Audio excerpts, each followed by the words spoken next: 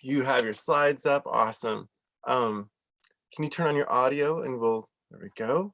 I can turn on my audio, but not my video. I apologize. For some reason, my video is not working as of this morning, and I have not been able to get our help desk to fix it yet. So apologies that you cannot see me, but let's do it. Just fine. One of the nice things about the Zoom world is that it allows all of us to show up in various states of readiness.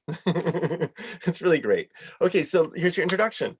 Mark Kresowik of Rocky Mountain Institute is going to be presenting on decarbonizing buildings after the COP26 and the Clean Heat Forum. Mark manages federal and international policy for the Carbon-Free Buildings Program at Rocky Mountain Institute. The Carbon-Free Buildings Program is ending reliance on fossil fuels to power and construct our built environment. In that role, Mark centers the leadership of those who most struggle to afford energy and housing in our communities and advocates for quality, family-supporting labor for workers. Welcome, Mark. Thank you, Sean, and thank you, everyone. I hope the retreat has been going very, very well, and just really appreciate the opportunity to talk to you all today. So I'm going to give you a quick update on things that happened at COP26 about buildings, and then focus a little bit on the Clean Heat Forum, which was a new initiative led by the UK government that launched at COP26. So without any further ado, I think you all know these stats very well, but globally, buildings are, of course, responsible for nearly 40% of all energy and climate pollution across the globe. That's split into a number of different aspects, including embodied carbon in construction, and then the operational carbon. I'm going to focus primarily on heating, as I noted, but which is about 9% of the residential commercial direct emissions, combustion in the buildings themselves, as compared to those other aspects. But want to ground us a little bit in the Marrakesh Partnership for Global Climate Action, which is what the Global Alliance for Buildings and Construction, which is part of the United Nations Environment Program, has committed itself to. So that vision includes cutting in half those emissions from buildings by 2030, ensuring that all new buildings are net zero in operation, ensuring that we are reducing the energy use in our existing buildings, and reducing embodied carbon. But that by 2050, the entire building sector are net zero across the entire life cycle. So that is what the members of the Global Alliance for Buildings and Construction are committed to. Those members include national governments, I think around more than 24 national governments, as well as companies, civil society, and other stakeholders in the process.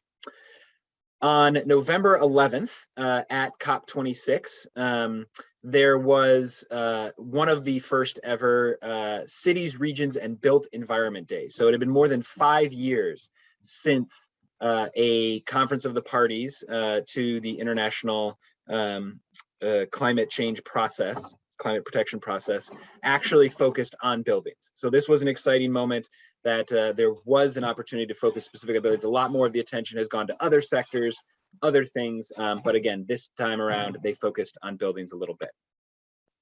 As a result, we saw a tremendous amount of activity on buildings during COP26. And I think many of you may know, in the international climate protection process, one of the things that national governments do is commit to their nationally determined contributions, what they themselves are going to do to reduce climate pollution and avoid the worst impacts of climate pollution and climate disruption. Unfortunately, those nationally determined contributions continue to, when it comes to buildings, continue to fall well short of what is necessary in this sector. Nevertheless, there was tremendous progress. We saw more than 1,000 cities and local governments that have joined the race to zero. We saw a whole host of reports and new things launched across, but I'm not going to list all of these. But again, progress was made during COP26, but unfortunately nowhere near what it needs to be. The thing I'm going to talk about is, of course, the launch of the Clean Heat Forum. Over the course of the last year, the United Kingdom's Buildings, Energy and Industry Department, so UK base, has been leading the effort to figure out how to create a new campaign, a new platform by which to decarbonize heating, specifically across the world. And so we at RMI joined with the UK as part of the Global Alliance for Buildings and Construction to put together the Clean Heat Forum. And it was launched at COP26 on that Built Environment Day, with participants from, again, a number of national governments as well as local governments, countries, and civil society. When it comes to heating, showed earlier the share of buildings globally, building pollution globally that's coming from heating. The International Energy Agency has taken a look at if we're actually going to reach net zero climate pollution across the economy by 2050, what needs to happen in heating from 2020 to 2030. And as you can see, the share of new installed residential and commercial heating systems, as no surprise, needs to plummet. That by 2025, we've practically across the entire world eliminated the installation of new fossil fueled heating systems, so that we are on track by 2050 for that net zero. So essentially, we have to dramatically ramp up globally the installation of heat pumps, continue to see new district heating systems, renewable heating, but essentially we have to eliminate fossil fueled heating systems globally through 2025 and certainly by 2030 in order to be on track. Again, no surprise to this group.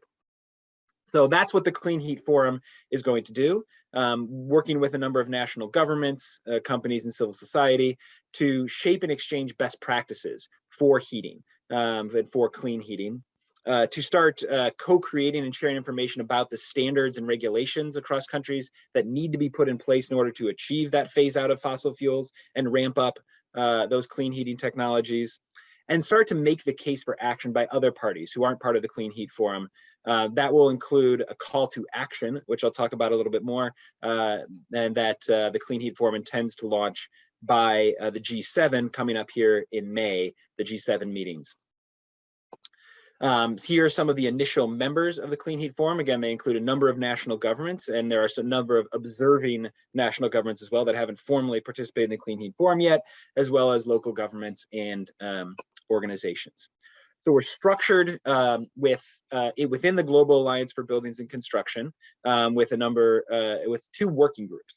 Those two working groups include best practice policies, where those working groups will be developing and sharing those best practices across the globe, and a public engagement and communications working group to, again, to engage and proliferate that call to action for national governments and other stakeholders. Some of the key organizations involved, in addition to the national governments, include us at RMI, where we're co-leading this effort, as well as the Regulatory Assistance Project, E3G, who are contributing to the baselining and development and political economy mapping that's necessary to pull this off. As an example of that baselining exercise, I've shared here what the United Kingdom, what the UK base has started, that's actually mapping out, again, what % of their emissions are coming from heating, what fuels are being used, and highlighting some of the new policies that they are putting in place in order to phase out fossil fueled appliances and ramp up clean heating technologies, and including what they need from the Clean Heat Forum in order to help achieve the goals that they've set out in their most recent heat and building strategy, which they launched in October. So we're going to be doing this over the course of the next few months with all of the participating countries to do the same baselining exercise, as well as collecting these best practices in order to share across the globe.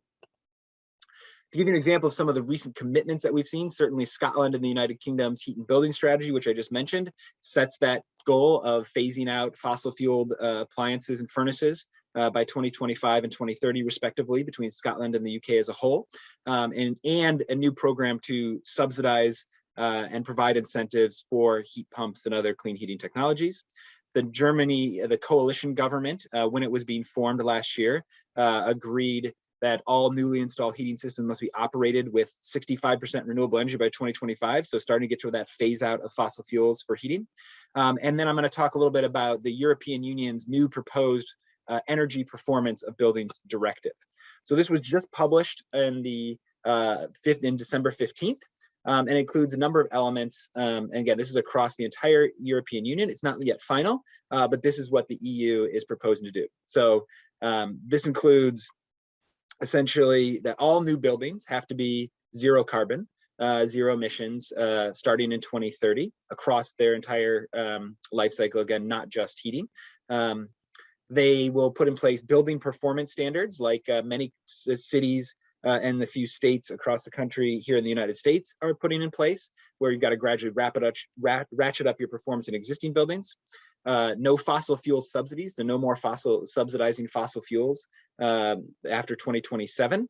It is a little bit, again, jarring that it needs to be sooner than that, unquestionably. All this needs to be sooner, but this is just where the European Union is today, and there are a number of advocates working to make them faster. It does allow member states to ban the use of fossil fuels for heating, as some states, as I showed earlier, have already started to do and have done. But it does continue to allow them to take that action. So there's a number of other things that the Buildings Directive will do. Again, advocates are working hard across Europe to accelerate the ambition here, speed it up, and see these dates sooner as we need. For the Clean Heat Forum itself, I laid out here the timeline over the course of the next year leading up to COP27 for what we're going to accomplish. So we kicked off with some workshops with the participants last week, in fact. We're going to launch those 2 working groups I talked about in March here. Again, the best practice policies working group and the public engagement and coordination. By the time we reach the G7 at May, we hope to have that call to action that I referenced, a twofold call to action, one being a pledge to phase out fossil fuels for heating, and the other being a pledge to ramp up, again, the support for clean heating technologies, particularly for those, again, who are most energy and housing burdened, with a recognition that as people and households start switching off the gas system, you have fewer and fewer customers remaining on that gas system, and that increasing and escalating death spiral of the gas system can't fall on those who are most already struggling to afford energy, who are faced with utility shutoffs and evictions. We've really got to make sure that policies start with supporting those who are most energy and housing burden in this transition, that they can transition first at no cost and without an increase in energy burden. So those are the pledges and calls to action that will be developed by the working groups, particularly the Public Engagement and Coordination Working Group, over the course of the next couple months.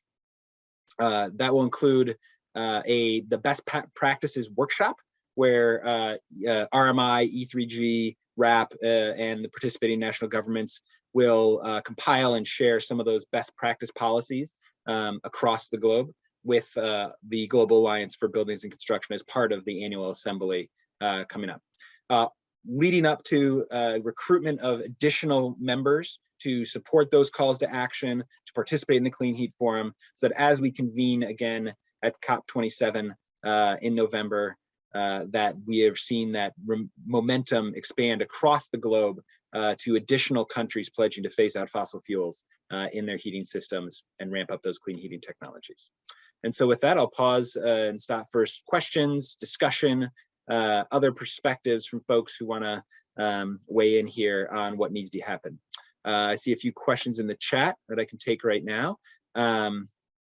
Let me see, in raw numbers, by how many units will the decrease need to be for fossil fuel units, and thus the increase in heat pumps? Chris, that's a wonderful question. I don't have that off the top of my head, but I'm happy to follow up with you, especially if you want to email me that question. I'll put my email right in the chat right now. Let's see if I can make it go to everybody. I can, wonderful.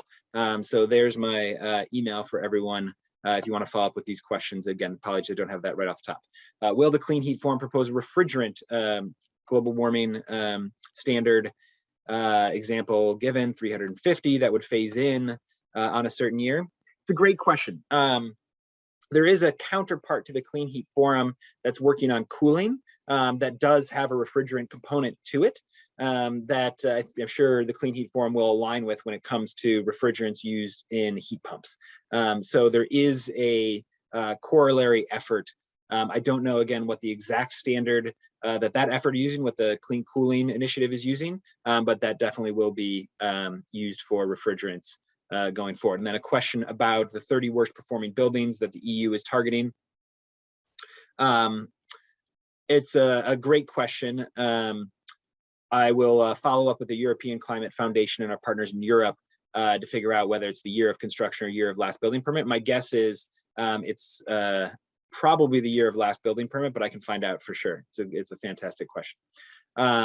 What is the EU doing on growing cooling needs? So the fact that cooling is dramatically accelerating as the climate warms, absolutely. That would be a great question for the Clean Cooling Initiative, and I'm happy to introduce you, Tom, to the folks who are leading that effort. That include folks at CLASP and other organizations in the space that are leading the Clean Cooling Initiative. And then how dependent are these policies on administration stability? That is a fantastic question and something we wrestle with regularly. As an example, Chile is one of the countries, not from a developing country, less developed country, that we've been working with a little bit in this process. They weren't able to join the Clean Heat Forum given the election that was happening over the course of the last year. Now that that election is resolved, with a progressive administration in place, they just sat their cabinet last week on Friday. We're expecting Chile to be able to potentially participate in the Clean Heat Forum going forward. And that's true across the board, right? For all of these governments, you know, there are changes. So the US is not yet formally participating in the Clean Heat Forum. They did participate in the development of the goals and the structure for it, but have not yet been able to formally sign on as a formal participant. We hope to see that happen as well. As with anything, right, the goal internationally is to accelerate ambition here from the national governments. And yeah, that is going to change as the administrations switch. But if you can lock those policies in legislatively, certainly, while you've got that opportunity, then that's what we're really trying to do. We're really trying to ensure that there's a recognition across the country by everybody who is trying to actively limit climate pollution, that buildings are a critical piece after electricity and transportation, and that what is necessary is to end the use of fossil fuels for heating, to phase out the sale of fossil fueled appliances altogether, and to ramp up these clean heating technologies. So if we're successful, then all the countries across the globe will start including these policies in their nationally determined contributions. And so we'll see tremendous growth in, as I shared at the beginning, let me scroll back up here for a moment to this slide here, where we've seen in the nationally determined contributions as part of this process, only a third of them even reference buildings alone. That is just, frankly, it's pathetic when it comes to what we need to do. And so the goal of the Clean Heat Forum is to ensure that going forward, we reach 100% of those nationally determined contributions referencing buildings and specifically phasing out heating. And we think we can get there over the course of the next 5 years through 2025, certainly, if we're successful in ramping this up. All right, let's keep going with some more questions here. Are the necessary amounts of capital flowing into productions of heat pumps, training, et cetera? Definitely not, Jeffrey. We're a long way from ramping up the supply chain and the level of investment that's needed to triple, quadruple increase the deployment of heat pumps the way we're talking about. So that's a key thing that the Clean Heat Forum is going to be working on, and the best practice policies working group is supply chain transformation. It's something that Scotland, the Danish government are keenly interested, both on heat pumps, but also geothermal district heating systems. How are we in the US doesn't use a lot of district heating systems, but certainly in the EU and in Northern China, district heating systems are far more prevalent. And how we transition those district heating systems from fossil fueled to district geothermal, for instance, is something, and particularly the supply chain needed to bring that about, is something that those countries are keenly interested in working together on. Absolutely, Tom, totally agreed with your statement there that we need to make sure that policymakers do understand this. That's exactly what we're doing, and that's the goal of the Clean Heat Forum, so that there is no space to build anything fossil. Absolutely right. Cool. Thanks, Mark. Absolutely. And then Sandy. Hey, Sandy, how you doing? How developed are the policies needed for equitable clean heat? That's a great question. They vary by country, of course, whether or not those countries are fully committed to understanding the importance of investing in those, again, who are most energy and housing burdened from the beginning. Some of the countries, as they've started to ban the use of fossil fuels for heating, have put in place subsidy programs. So the UK's new heating incentive program will launch on April 1st. And it does include special additional incentives for those who are lower income. That's certainly something we're advocating for in the US and across the states. Would have been great to have Build Back Better so we could fully fund such a program. But we know what we need to do from a policy perspective in terms of funding the transition for low income and limited income households. But there's a lot more that's needed to actually put those in place. And that's what we're seeing. When we start looking at the best practices and we're collecting those best practices around the globe, we know what needs to happen. It's a matter of accelerating ambition. And that's where the call to action and the double pledge, right? One pledge to phase out fossil fuels for heating and one pledge to ramp up the clean heat alternatives, particularly for those most equitable. That's where that call to action is going to be most effective, is getting policymakers to realize and commit to that particular approach. And we've really got to build the political base. Again, that's why it's so important that companies, civil society organizations are really starting to take ownership and ultimately are funded and resourced to pull this off, to recruit more national governments into this process through the Clean Heat Forum. So over the course of the next few months, RMI, E3G, RAP, and others are working together to start to make the case to some of the international funders, international climate funders in this space, that buildings, and particularly the operational aspects of buildings, are important, not just electricity, transportation, and embodied carbon. Does EV charging in buildings come up in this space? Certainly there were some commitments around EV charging in buildings as part of the COP26, but that's not going to be part of the Clean Heat Forum going forward. We're very focused on heating in buildings specifically, but there were a number of other things launched at COP26. You can see them here, some of which do relate to the full life cycle of buildings, embodied carbon, as well as some of these other aspects. Absolutely, Bruce. Nick, as fossil fuels are reduced, is there a concern that there will be a glut of low-cost, cheap fossil fuels that be used predominantly by low-income and undeveloped nation populations? That's a great question, Nick. I don't think, when we look in the US, for instance, at what happens here, is as this transition starts to take hold, right, and fewer households and buildings are left on the gas system, the bigger cost of the gas system is actually not the throughput, the cost of the gas itself, but of all of that infrastructure. So as fewer and fewer households are hooked up to the gas system and paying for it, the cost of gas to the remaining households and buildings actually starts to go through the roof. So California, Massachusetts, DC, PGW, the largest municipal gas company in the country, have looked at this. They've realized that gas prices are going to double, triple, quadruple over the course of this transition for those remaining on the system.